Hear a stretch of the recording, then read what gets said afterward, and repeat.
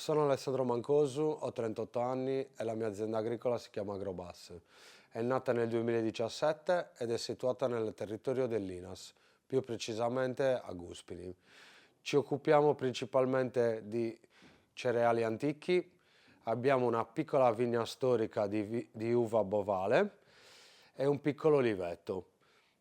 Prima di aprire l'azienda vivevo a Bologna e mi occupavo di musica, principalmente organizzavamo eventi musicali tra Bologna, Milano, Firenze e Venezia. Nel 2017 ho ricevuto una chiamata dalla mia famiglia che mi informava che avevano deciso di dare in affitto i terreni al vicino.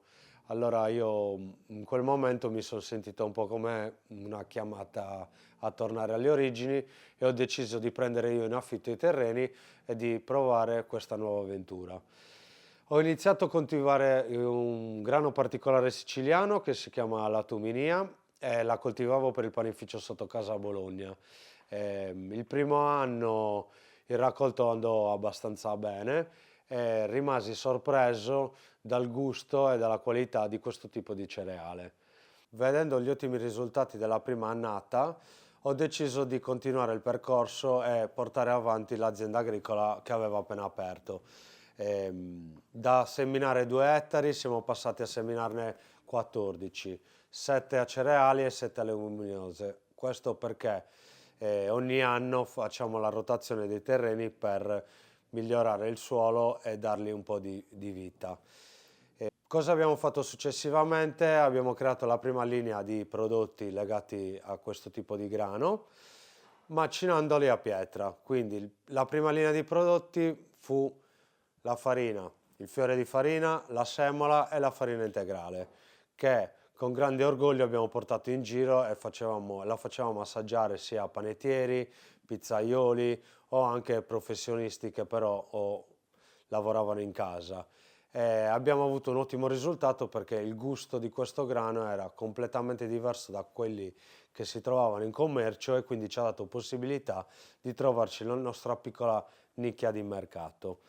Successivamente dalla farina siamo passati a farci pastificare il prodotto, quindi avevamo all'inizio circa 2 o 3 formati di pasta, i classici malloreddus, la fregula e le tagliatelle. Nel 2020 ho deciso di riaprire l'antico mulino di Guspini, che era chiuso ormai da 40 anni, ha una storia di almeno 100 anni, è stato aperto nel 1920. In questo stabile, che è molto grande, sono circa 600 metri quadri, riusciamo a sfruttarlo per diverse attività legate all'azienda agricola, come può essere la vendita diretta dei nostri prodotti, la presentazione dei nostri prodotti al pubblico, ai nostri clienti.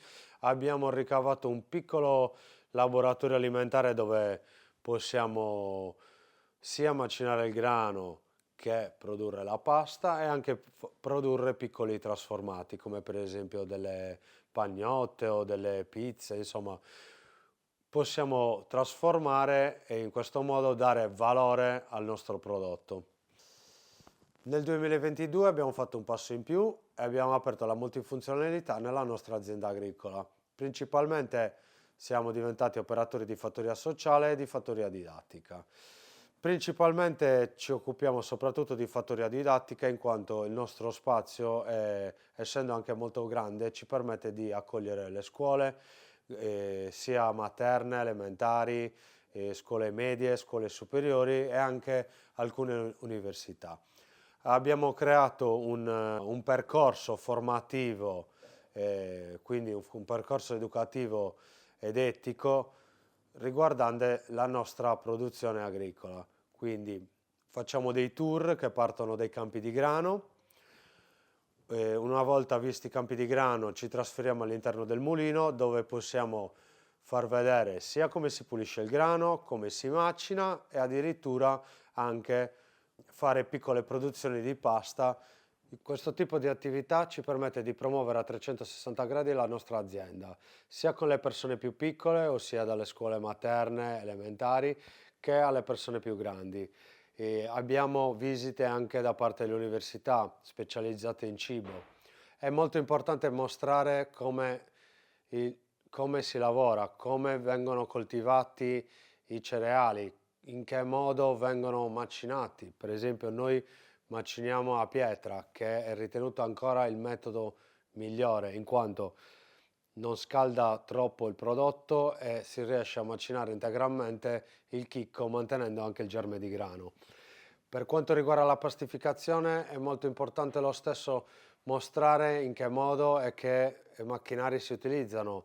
Non usiamo macchinari industriali, ma usiamo piccole attrezzature artigianali e soprattutto non aggiungiamo nessun tipo di conservante.